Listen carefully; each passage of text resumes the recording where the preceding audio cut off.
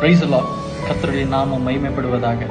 இந்த நாளில் பலவீனத்தோடும் வியாதியின் படுக்கையில் நீங்கள் இருப்பீங்கன்னா ஒரு வசனத்தை உங்களுக்காக நான் வாசிக்க விரும்புகிறேன்.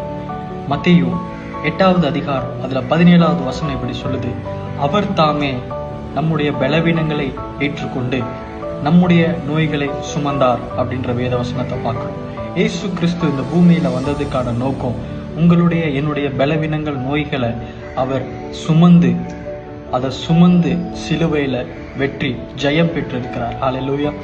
அந்த இயேசுவை நீங்க இந்த வேலையில பிடிச்சு ஜெபிப்பீங்கன்னா, இந்த நேரத்துல அந்த வசனத்தை நீங்க கை கொண்டு இந்த வசனத்தை சொல்லி, இயேசு என்னுடைய பாவங்களுக்காகவும் என்னுடைய பலவீனத்திற்காகவும் என்னுடைய நோய்களுக்காகவும் அவர் அடிக்கப்பட்டு சிலுவையில் ஜெயம் பெற்றிருக்கிறார் அப்படின்னு சொல்லி அறிக்கை செய்யும் பொழுது உங்களுடைய வாழ்க்கையில் இருக்கிறதான பலவீனங்களாக இருக்கட்டும், நோய்களாக இருக்கட்டும், வியாதியின் பாடுகளாக இருக்கட்டும், அது கண்டிப்பாக இயேசுவின் நாமத்தினால மாறுகிறதா இருக்குது. ஹல்லேலூயா.